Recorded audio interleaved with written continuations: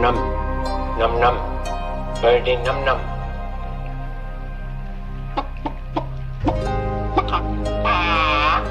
When I have understanding of computers, I shall be the supreme being. God isn't interested in technology. He knows nothing of the potential of the microchip or the silicon revolution. Look how he spends his time. 43 species of parrots. Nipples for men. Don't do that, Jesus Christ! You're gonna get me killed! Out of here! Oh, Billy. I have nipples, Greg. Could you milk me? Happy heresies and welcome to the desert of the real. Indeed, we live in a world where men still have nipples, and the Silicon Revolution doesn't seem as cool as it did in those days, looking at what technology is doing to our minds, to our future, to the very fabric of reality. But here we are to counter that with some old-time gnosis. Welcome to this Philip K. Dick world, these Gnostic times, and this age of Hermes. My name is Miguel Connor, and I am your Pompatus of Gnosis, your psychopomp, as we find the truths that really matter, and you are always the final authority on whatever works for you. And as always, very excited when we are joined by Bernie Taylor. We did a solstice show, and today is the equinox. So happy equinox to everybody, those who celebrate in whatever pagan or neo-pagan or just spiritual way. Bernie, always good to see you. How you doing? Life is wonderful, and I have both good news and bad news today.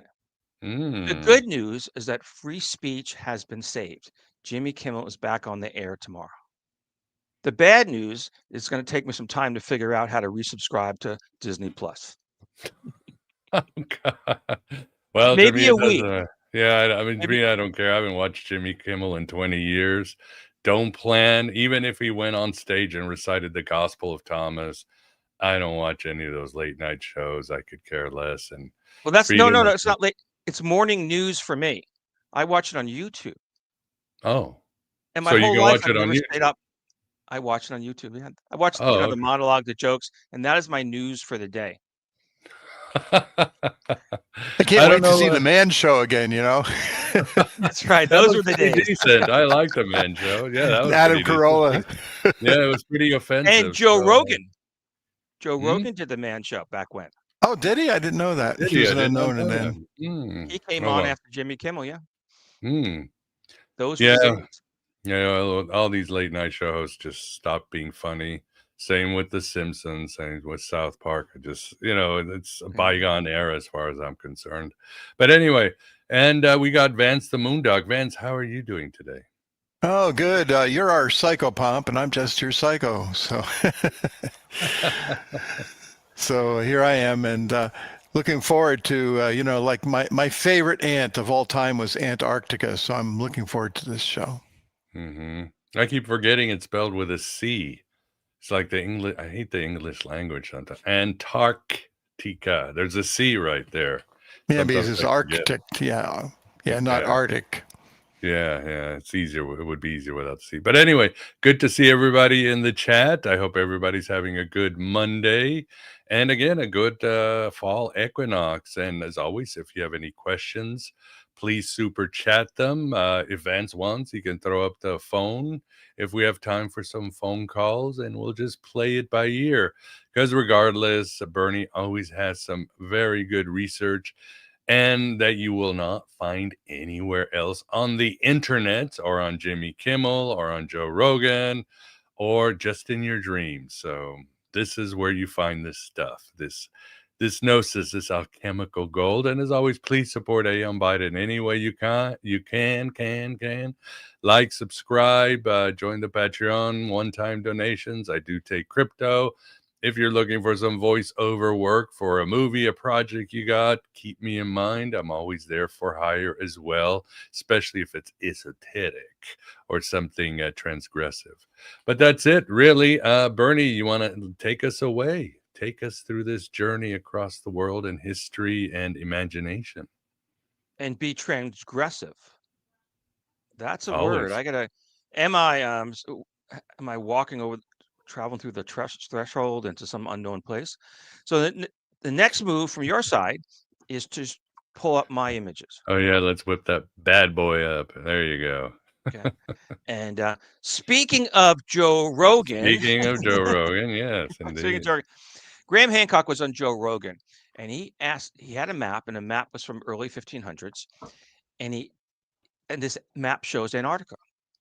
And Graham Hancock asked the question to the world through Joe Rogan: what the bleep is Antarctica doing on a map drawn in the 1500s, which we know was based on older source maps when nobody knew it existed in the 1500s? That's the question. To me, the obvious answer is we are dealing with the fingerprints of a lost civilization that mapped the world. And Graham Hancock, at this moment, when he's on Joe Rogan, he's really asking the question. He doesn't know the answer to this question. His entire volumes of work are founded in this lost civilization that sailed around the world at the end of the Ice Age and spread the good news and technology and all that sort of stuff. This is the core of his narrative, his theology, his everything. And he's asking us today, can we answer that question? And this is not a beat on Graham Hancock session. I'm going to put that out there to everybody who's on Team Graham. This is to answer the man's question with information that he didn't have at the time he gave his statement on Joe Rogan. Okay. And so what we're going to do is we're going to go to, okay. And now I should be able to move. I should be able to move, but I can't move. It worked before, so maybe that you still have the control. No, because this is a share screen. I have absolutely no control. You have to scroll it. You have to scroll it. So I have to go back to my previous screen, the smaller screen where I can see my top, and then I'll go into my PDF and then move it, because right now I'm in StreamYard. There we go. So make it a little small for me, so I can see my stream at the top, that I can. So right now you're in a full view. If you go to the partial view that we just had when you were asking me questions, then I can see my PDF at the top, and I will move my PDF. Yeah, but if we do the past screen, then nobody who's watching it will be able to see your screen. This is it. We see. Why don't you go to your PDF and scroll? I can't. Well, I can't, because I can't see that, because you just I can't go to my PDF because you just. There we go. Oh, there we go. Okay.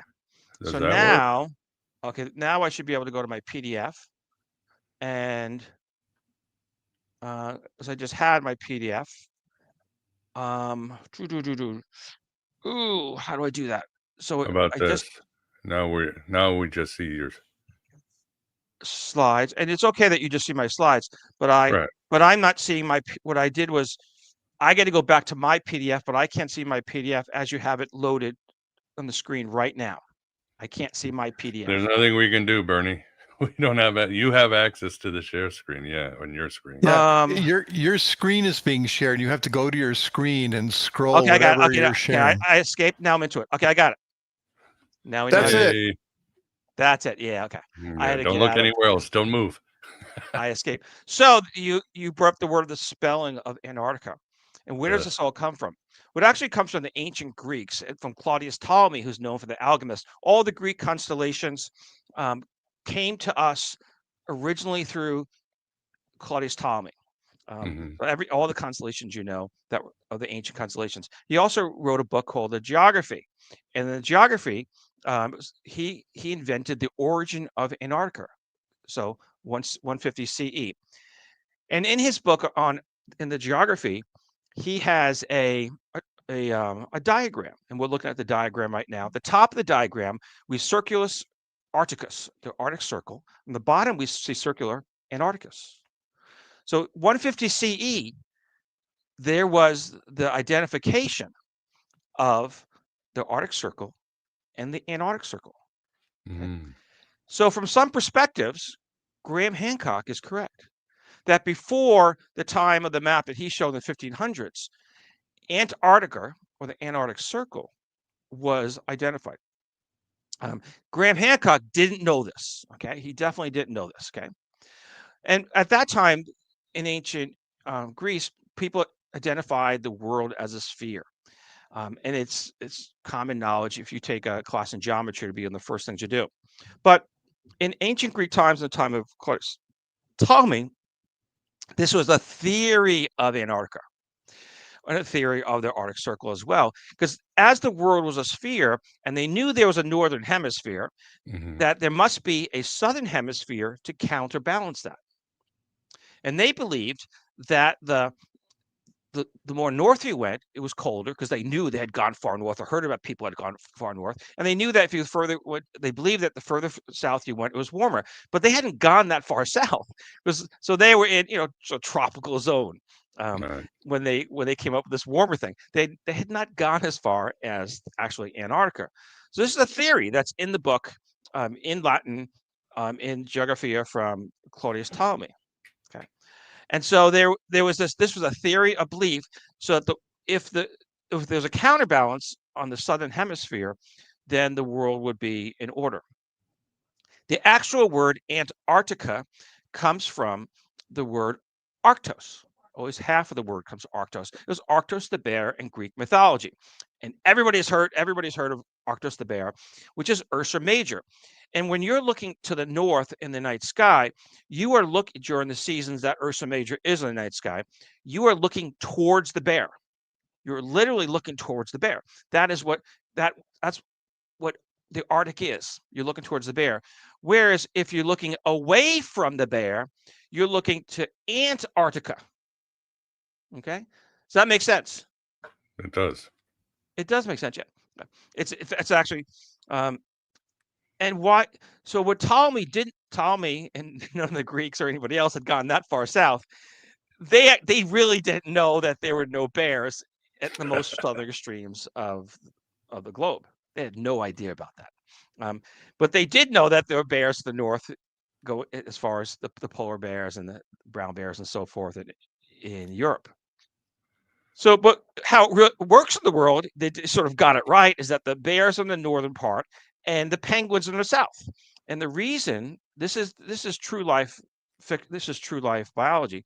The reason why there's no bears in what present day Antarctica is that they would eat too many penguins, become bloated, and they would die of having too much penguin. You guys knew that, right? No. You did. Okay. Yeah. Okay. Of course. Well, of course. So the matter is that Arctic is to look towards the north, Antarctica is to look towards the south relative to the stars in the night sky. Lucky guess that there were no bears to the south. So it is a fascinating theory. So if you see images of bears with penguins, as you sometimes see in the movies, cartoons and things like that, it's fictional. It doesn't exist, but it is definitely something that's out there. Well, how did we get to this point or how did we move from the point of Claudius Ptolemy, which Hancock did know about, to the point of this early 1500s map that he is saying that shows Antarctica? Okay. Well, the story actually starts with Christopher Columbus. Columbus sails the blue in 1492, all that sort of stuff. And Columbus came from Genoa. And Genoa was a place then and is a place now. And he sailed under the guise of the support of the Spanish, Queen Isabella and King Ferdinand II. And he had four voyages. And from this perspective, the most important voyage was his third voyage when he encounters Venezuela. So at that point, he has established there was a continent south of the Caribbean where he had originally set up shop. Okay. So Columbus not just discovered, he discovered the South America. Okay. And we celebrate Columbus Day on the day that he first sighted land from his ship, or somebody in the crow's nest sighted land. And that's October 12th. Okay. Well, this, of course, is this narrative that Columbus really discovered America, and the Native Americans said Columbus didn't discover anything because we were here. And if you say that when the anti sort of Columbus discovered America Columbus Day movement came out, the Knights of Columbus stood up. That's a sort of Catholic fraternity. And they said, whoa, we're Italians and you're disparaging our, not something like a patron saint, but not really a saint. And when I was, years back, I remember on the news for every Columbus Day, when it was then called Indigenous Peoples Day, the local reporter would go out to the Knights of Columbus Hall and interview people, and they'd pull an Italian who would say, hey, you're disparaging us. Okay. Now, on this fourth voyage, Columbus had this idea, a different idea of the world than we see it today. And by his fourth voyage, he still thought he was in Asia. Okay. And he was writing letters and telling people he discovered the route to Asia. And he truly believed that. Columbus' view of the world was that he had a smaller sphere. Actually, it was small. He had a different sphere than was made by the ancient Greeks. And so in his sphere, where he landed in the Caribbean was off of the island, just off of Asia. So his sphere would have been, his sphere was smaller. Therefore, he in fact believed his geometry. He believed that he had landed in Asia. He called Cathay, and he had a map to explain all this sort of stuff. That he was absolutely true. Now, going forwards in time, after Columbus, Vasco da Gama makes an infamous journey. He goes around the bottom of the Cape of Good Hope, which is under Africa, and he establishes that there is an underbelly to Africa. Okay. So now if there is an Antarctica, which is a theory, there is now space between South Africa and what is the theoretical Antarctica. Okay. Vasco da Gama also went to the Americas, and he crossed over the Isthmus of Panama and established that there is an ocean on the other side of the continents of the Americas. Okay, so we're building this narrative that people over time are in time and space. Cabral, the Alvarez Cabral, the Portuguese sailor, he travels from Lisbon down to Brazil, and he catches the winds under the Cape of Good Hope. So we've gone from Venezuela, as far south as Columbus has gone, down to Brazil, and we're establishing new territory, new maps, and new ideas about what the Americas are. And just throw it out there, if anybody, Anglophile, John Cabot had traveled from 1497 to Newfoundland and Nova Scotia and all that sort of places. Okay. So this is just a Portuguese Italian enterprise. The Portuguese had a map called the Catano Planisphere that was smuggled to Italy by a fellow. He came in to say he was selling or buying horses, but he steals a map. And this map shows everything that they knew at that time.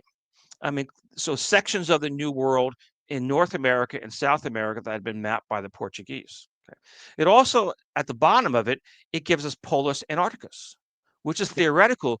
At that point, so 1502, we do not see Antarctica, but we do see a designation of Antarctica on the map.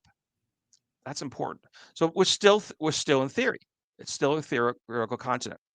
And then we have Americo Vespucci, and he travels and he establishes more continental areas, and the Americas are named after him indirectly. Now, 1506 is the Contarini Rosselli map comes up, and this is probably the most important map in this whole discussion that we're going to have. Okay, these were two Florence map makers in Florence, and they had a map that has no obvious mention or description of Antarctica based on remains of their map. Okay. Now, why is this so important? Is in 1506 on this map, it says that they recognize Claudius Ptolemy's geography. So they were what we'd say Ptolemaics. They were still working 1506 on Claudius Ptolemy's theory. And we'll skip that one. And then then we look back at Claudius Ptolemy. Right? And The Rosselli Map. Now, this is the map that Graham Hancock is holding, the Rosselli Map of 1508. And one of the two parts, so the previous map was the Contarini Rosselli Map. Now, Rosselli has made his own map. And in this map in 1508, he gives us the theoretical Antarctica under Africa, because we know there's a space because Vasco da Gama had gone under there. But he gives us an actual continent. When Graham Hancock points to that map and he says, why is this continent there based on this map in 1508? This is where he's drawing from. And he's drawing it, he's pulling from this theoretical map onto Antarctica. If we go back 2 slides, which in 1506, they didn't know there was Antarctica, but they did recognize that Claudius Ptolemy had developed the latitude longitude lines, and that they were students of Claudius Ptolemy. So when he asked that question, what the bleep was it doing? Well, it was made up by Rosselli. Rosselli had a map making shop, and for all kinds of maps from all kinds of places. And they're like tourist shops. People would come in and they would buy the maps. And he sort of expounded on the maps that was known from the geography of the time and the journeys of the time. And in a span of 2 years, he gives us Antarctica, which was not found 2 years earlier. It was not a thing. No one had done anything to add to the. Now, Rosselli's map, not only is it something added, but it's non-descriptive.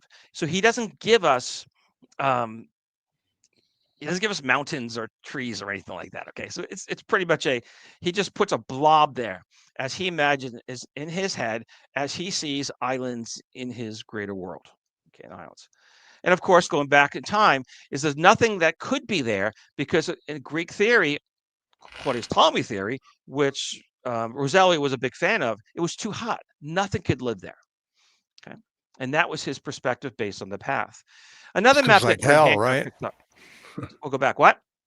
It was like hell down there. That's it where was hell basically. was. There's no question. It was literally hell. Not that the frozen Arctic was so much fun, but yeah, it was literally an underworld of hell. That was. They would now. I don't know. Ptolemy thought there was a hell, but the concept is there. You have to have a sky world, an underworld, or something to believe. But this is to balance the globe itself. Now, another map you'll see out there, and Hancock talks about, is the Piri Reis Map, and he says, well, this is other proof that Antarctica is connected to South America. Okay, and everybody has seen this map one way or another. Well, where does that come from? Well, that comes from and Graham Hancock says, and others say that Piri Reis, who was an Ottoman living in ancient Egypt, I believe he's in ancient Egypt. We'll leave with that. They say that he drew it from earlier source maps, from prehistory, going back to the end of the last ice age. The fact of the matter is that Piri Reis did draw it from earliest source maps, but he drew it from the Continental planisphere. And he drew it as people knew it at the time, that there was South America was connected to this theoretical Antarctica. Okay. Why do people think that? Because if you go back to the Rosselli map, Rosselli is not connecting the dots in any of this stuff. Okay. Well, the Portuguese changed the story with Magellan, and Magellan travels down the coast of the eastern shore of South America, and he goes through what we call the Strait of Magellan. Okay, he does not go around the Cape Horn at the bottom, and people kept going around the Cape Horn for many years to go. And Magellan ultimately died, so he never circumnavigates the globe, and his Basque navigator completes the journey. People don't talk about that. But Magellan gives us global thinking, and he gives us solar system exploration. And by the way, that's at the World's Fair that was in New York City. I think it was in 1964. That globe. I was there before I was born because my mother carried me in her womb. I went through Small World. It's a Small World came from that World Fair. I was there. Magellan gives us I was 9 years old. You and I, yeah, that's right. Yep. So, but we still haven't gone around the bottom Cape Horn.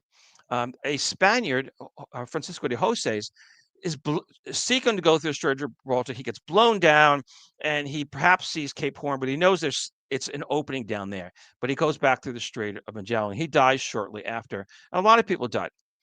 And then the next map that comes along is Orontius Phineas of 1531. So we're now into the early mid 1500s, right? With 25 years after these uh,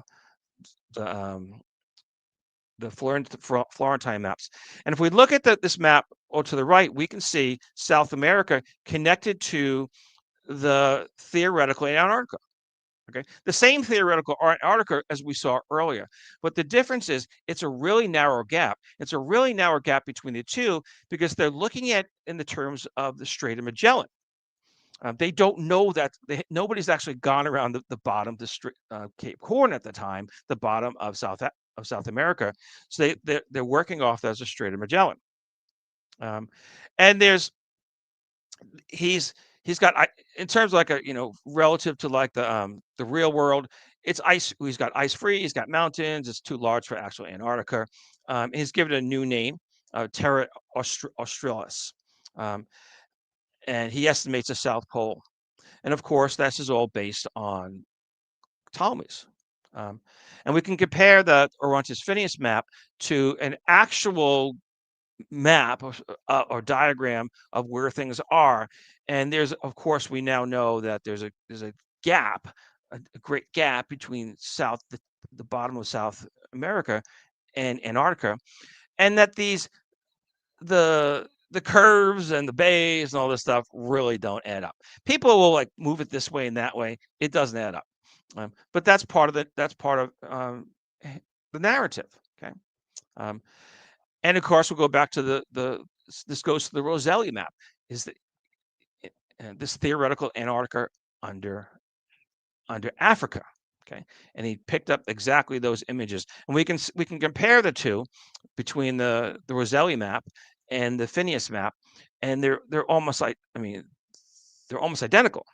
And so Phineas's map clearly, or his Antarctica was pulled from Rosselli's, except that what had happened over these years is that Magellan had made a pass underneath to the bottom, near to the bottom of South America, and at the time of Phineas, they believed that they were connected. Okay? So it's kind of a connection between the two. And then there's another map, 1570, the Terra Australis. And we can see this absolutely massive Antarctica at the bottom, absolutely massive. It's because they still hadn't figured out.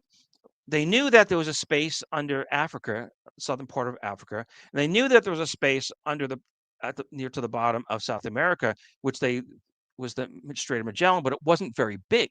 And this is how they saw the world at that time.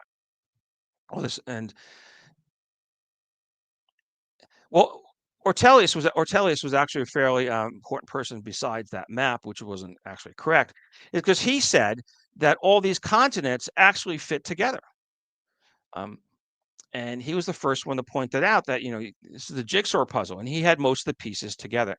Well, by 1616, someone actually passes under South America, under Cape Horn. It's a Dutch East India Company sailor, captain, and William Schouten. And so now we know that there is a space between the two, and we add that to the collection of maps. So what Graham Hancock says is that by 1700s, it's not to the late 1700s that somebody knows that there's an Antarctica there. Well, that brings in Captain Cook, British Captain James Cook. And he knew about Antarctica from Claudius Ptolemy.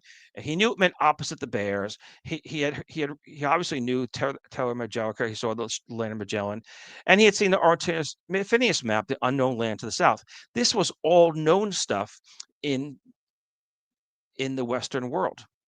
So James Cook embarks on a journey around the world, but he doesn't know all the details of his journey, and he's given a letter that he can't open up until he hits Tahiti. And he's told that the first part of his voyage is to go to Tahiti to take astronomical I think it was an eclipse or something like that. But he can't open the letter till he gets to Tahiti. He gets to Tahiti to do the astronomical observations. And then it says, we believe, so this is like the Admiralty, the British Admiralty. We believe that there is a continent to the south. We want you to go look for it. So he leaves Tahiti, and he goes west, and he hits Australia, he hits New Zealand, and he reasons that the Australia isn't big enough to be a continent to balance the northern hemisphere. Okay, and so he says this isn't it. He goes back home and he tells them it's just not big enough, and everybody's like, okay. But you found Australia, and they found kangaroos for the first time. People found kangaroos. They illustrated them. It was kind of cool stuff. So, well, he takes another voyage on another ship called the Resolution, and then this one is he finds he observes rocks and icebergs at land, and he circumnavigates Antarctica. Okay. So there is an Antarctica, even though they don't actually know like the center of it. Big news, and he realizes this isn't big enough to navigate. This isn't big enough to counterbalance the northern hemisphere, but it's big enough that we're going to call this one good. Okay. Which became Captain James Cook. Well, Cook also sought to navigate through the Bering Strait in the northwest. And at that time, United States was at war with Great Britain. And Franklin says to his Navy, leave them alone, because their voyage is of greater scientific importance than where we are at this point in the war. Don't sink that ship.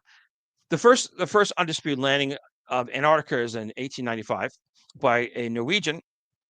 And we say that's the first undisputed one because he wrote a book about it, and anybody can get the book from their library or somewhere out there. But the first to reach the South Pole was Roald Amundsen. And he proved the existence of Antarctica and the location of the South Pole.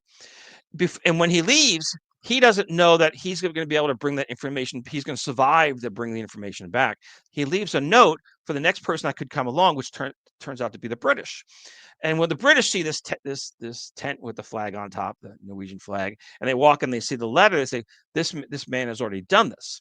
But we don't know that the British, we don't know that Amundsen has actually made it back yet. But Amundsen obviously does make it back, and he writes, he writes his work. People write about him. He writes his memoirs and all that sort of stuff. And so Amundsen becomes the first one to definitively establish that there is an Antarctica, which was, of course, a theory from our good friend Claudius Ptolemy. Okay. And Antarctica is 1.5 times the size of the United States. It's absolutely huge. It's not large enough to counterbalance the northern hemisphere, but it is. Okay. The next thing that comes along is this is where Graham Hancock learns of this concept. 1958, lightning strikes with Charles Hapgood, who comes up with this crustal displacement theory. Okay, and Hapgood is no idiot. Okay, he was a highly intelligent person, and he came up with the concept that the globe spins around, which you already knew. But as it's spinning around, when the polar ice caps get too big and heavy, they get displaced and they kind of spin off. Like if you put a put a jelly bean on a top, it would spin off or something, right? And he said that based on this is how the continents are moving, specifically Antarctica and Antarctica. And so he said that it's the crust that shifts away from the mantle. Okay. Well, it was an interesting idea.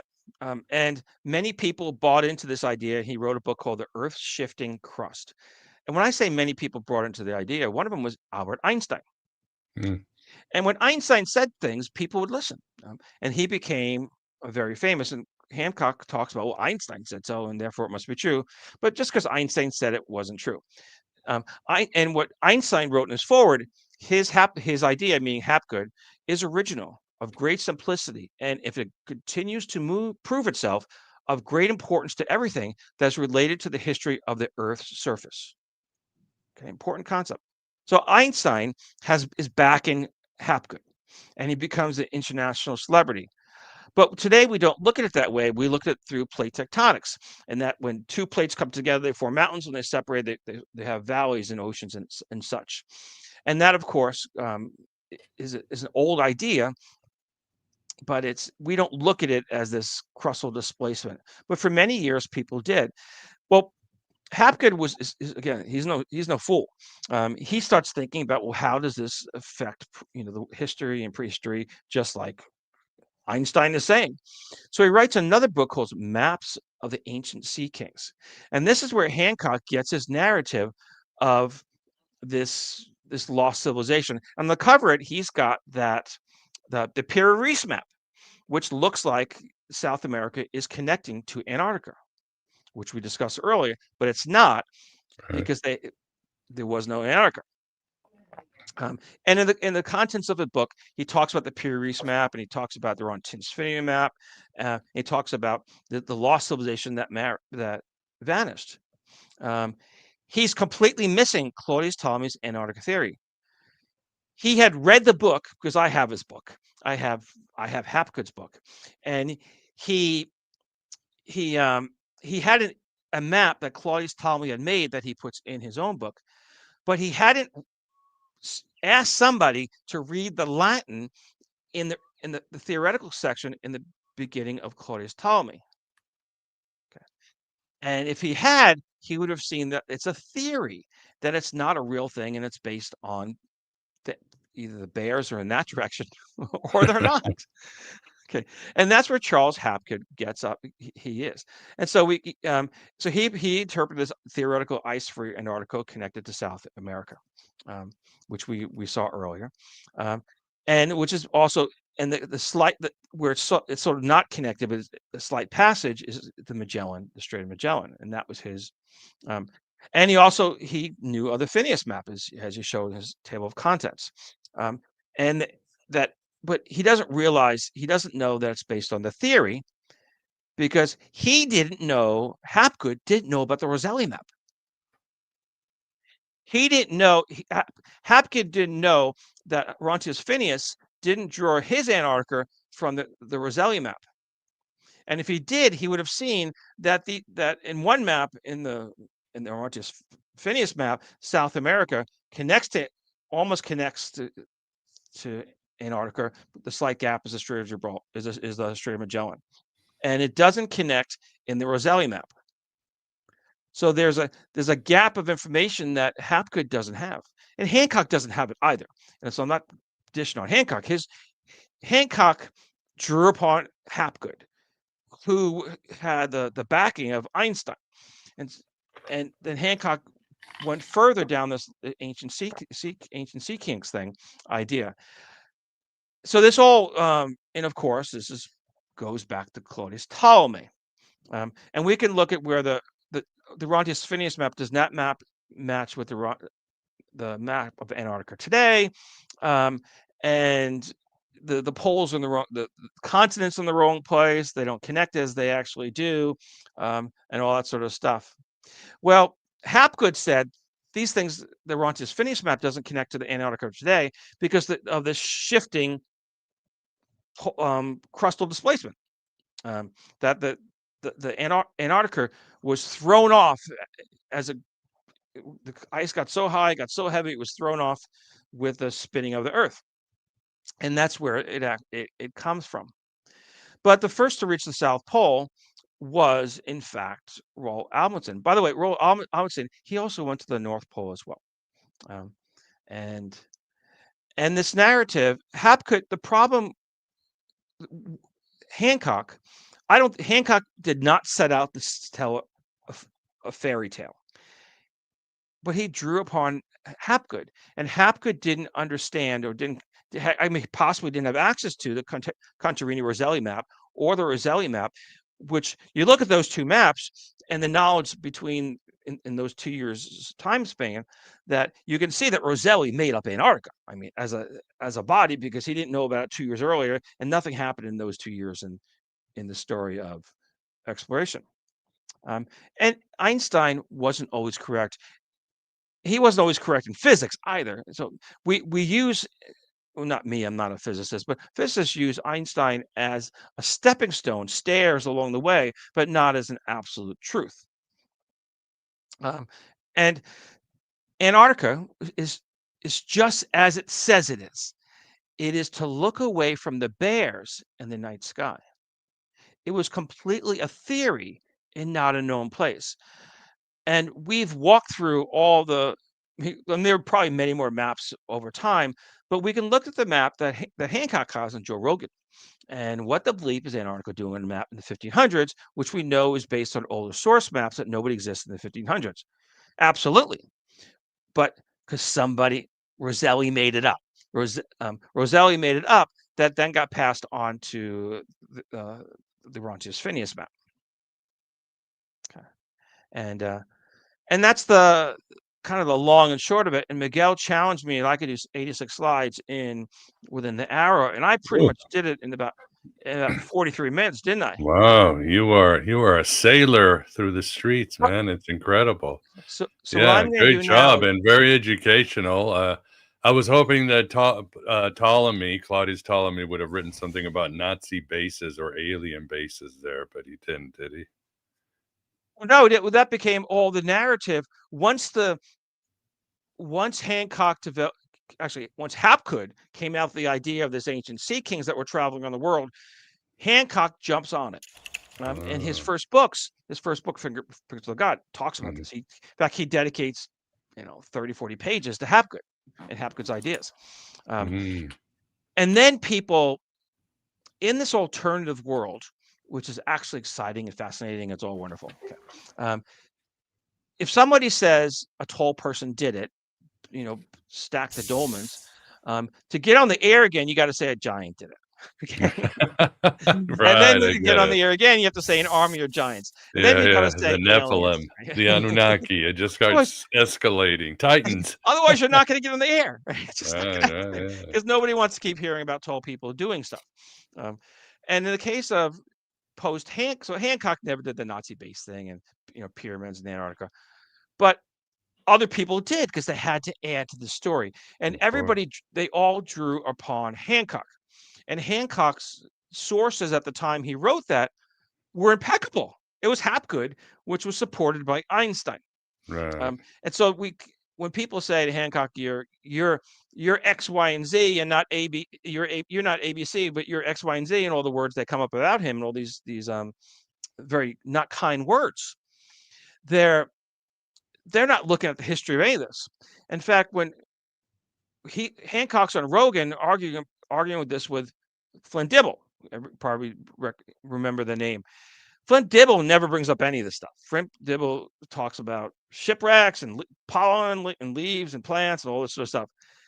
The question is, why is Antarctica on that map from the early 1500s? Right. It's on that map from the early 1500s because there's an evolution narrative of the maps, and Rosselli added Antarctica when he had no knowledge he actually created the picture of Antarctica, which ends up in the map that Hancock is using. And Rosselli is working off of the theory from Claudius Ptolemy. And Rosselli is selling maps. Okay. He created that map to sell in his shop with his other maps. And that was his business. You go in Florence, go to the shop and you buy it. It'd be pretty exciting. People would put in the wall, just like they put pictures of aliens today, right? But 1,000 years, someone find a picture of an alien and say, "Oh my God, they had pictures of aliens. They knew about aliens," and that's Rosselli was selling maps. Well, it's like when I went to Portland, everything's Bigfoot. Everything's Bigfoot. Yeah, because Bigfoot is in the greater Portland area, and people say that Bigfoot is like in Florida and Texas. That is it's false. It's a fabrication. It's fraud. Well, he travels in his flying saucer, doesn't he? Yeah. Well, to sell a Bigfoot story these days, you really need to move up the flying saucer. Maybe he gets a ride with Elvis in one of his jets. Interdimensional beings is the latest. Yes, slips through. But now, is this your theory, or is there corroborating information that he made up that Antarctica? Because, that's kind of dishonest. Who You made should up put a Antarctica? question mark on it. Wait. Ask you. You said Rosselli? collaborating theory of Ptolemy. So No, Ptolemy made up Antarctica. no. He didn't make it up, though. He theorized it, and he was honest He theorized about it. Yes, yeah. But Rosselli, you're saying, drew it there when he really didn't know if it was there. It was. So is it my theory that, or my hypothesis that, I'm not sure if it's so nobody ever put those two together for me. Okay. I was watching a video, and I was watching a video of this British retired commander, seaman, admiral, and he's showing the history of maps. And every time he gets to a map that there's an Antarctica, before we knew there's an Antarctica, he laughs and says, "There's Ptolemy again." And after like 3 or 4 of those, I'm like, what's the story? Because I knew his alchemist, I knew the stars, I did not know about the geography. And then I say, there's more to the story, and why the heck is he keep laughing at this? And that's when I went, I looked it up. And people had put together the Piri Reis Map and said that this is really the Strait of Magellan between South America and Antarctica. I'm not the first one to say that. That's pretty obvious. But the Rosselli Map and the Contarini Rosselli Map, I've never seen anybody put those two into the narrative. And Hancock didn't know, because if you look in his book, his Fingerprints of God, he doesn't know about it. And it's not Hapgood's book either. Now, we live in a different world than Hapgood. Hapgood didn't have Google. I mean, he couldn't, in a blink of an eye, I could come up with maps I've never heard of. He didn't have that ability. In fact, when he received the Piri Reis Map, he received it through U.S. intelligence services. That it came out, I believe, it came out of Egypt. And they asked him to research the question of, is this even possible? So this is a time when we didn't have all the information we have today that was so easily accessible. Because if Hapgood was today, he would have done the same Google stuff I did, come up with the maps of that time period, and he would have said, "Oh, there's 2 missing maps here that form that solve the question." Now Hancock, when he wrote Fingerprints of the Gods, this information existed. I believe it was in like the British Maritime Museum in Greenwich. I believe that's the source of those 2 maps. But you had to know to go look for them, because nobody else was writing about them. Okay. So Hancock was a brave adventurer, and he had a pretty good, it wasn't a bad idea at the time, but he didn't have access to those 2 maps that we have today. Okay. That I found in seconds, right? Okay. And then I had somebody, I went on to the Fiverr, and I had somebody translate the Latin. Okay. Wow. So we can do things today that Hancock couldn't do, and Hapgood couldn't do. And Hapgood never, he saw the geography book, because he cites it in his book, and he has one of the maps, but he never had the Latin interpreted for that theoretical northern southern hemisphere from Claudius Ptolemy. And but we can do that today. It's for sure. And go on Fiverr. Yeah, if anybody has any questions, please super chat them or give us a call. Yeah, what's the phone number? I guess we should put it up, right? Absolutely. So, Vance, you're asking, I think the foundation of your question is, did I discover this? And I would say I didn't discover anything. I didn't really debunk anybody either. Is I put together pieces that people didn't have. And so, a lot of people like Graham Hancock, and a lot of people don't like Graham Hancock, because he's confrontational. But it's just stick. He's a maverick, yeah. He's a maverick, yeah. And I'm not seeking to be a maverick. This isn't even what I do. I mean, we've been on the program a few times, and this is not what I do. But I came across this complete chance, and this admiral is just laughing at it, and I couldn't figure. And then I ordered Ptolemy's geography, and I still didn't really know what he was laughing at until I had somebody translate the Latin, and then I already knew the Arctos story of Greek astronomy, which is the bears. Arctos is the bear in Greek astronomy. And so, Miguel, someday you have grandchildren, and Vance, if you do have grandchildren, you can tell them the story of the bears. Why the Arctic is called such because it's tied into the Greek mythology. I love that part of it. That was great. And Ursa Major. And in the opposite direction is to be away from the bears, which is Antarctica. I'm going to break my children's hearts tonight when I tell them that polar bears and penguins will never be in the same room. So it's probably a have Pixar. A better chance of, yeah, it's probably a Pixar movie that got disproved. I see another possibility. Yep, I see another possibility though, which is they may have had a partial awareness of land at the South Pole without actually circumnavigating it or recognizing it as a continent, because in those days, if they sighted land and they didn't have the wherewithal to go explore it, they would kind of sketch it on their maps, and different people would piece it together. So there's that possibility too. That who's they? Who's they?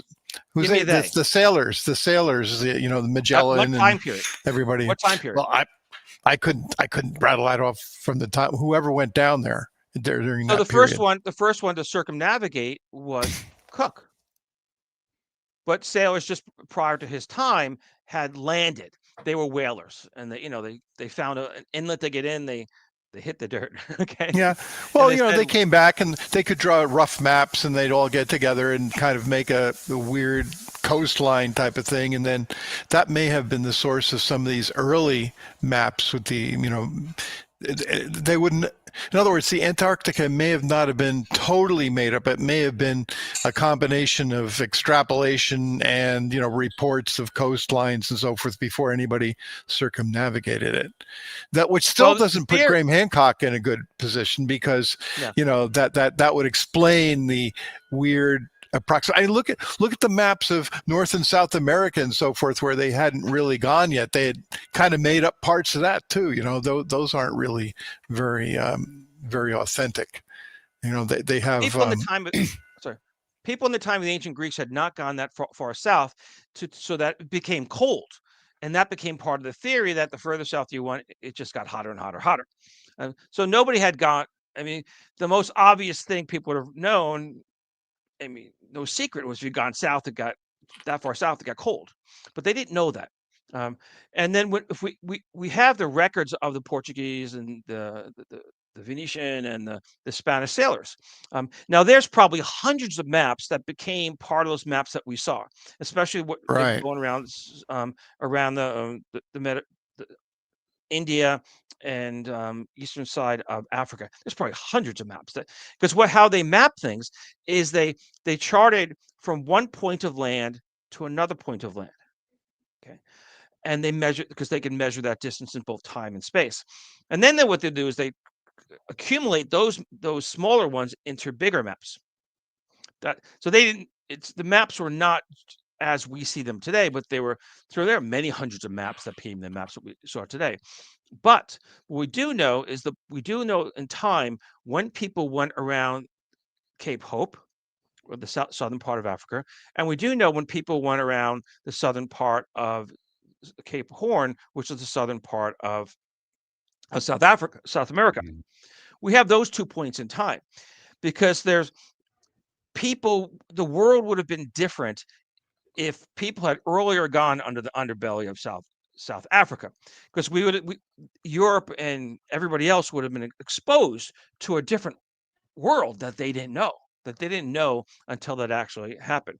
You would have had people. You'd have Portuguese living on the eastern side of South Africa, okay, and Sudan and all these sort of places, but it didn't happen, and people would have had drawings of giraffes and whatever else, and they would have had images of penguins because no one knew what a penguin was until then. Nobody knew what a kangaroo was until no one in the northern hemisphere knew what a kangaroo was until Captain Cook made his his first voyage. I think it was really cool in the narrative of the story. This is not my narrative.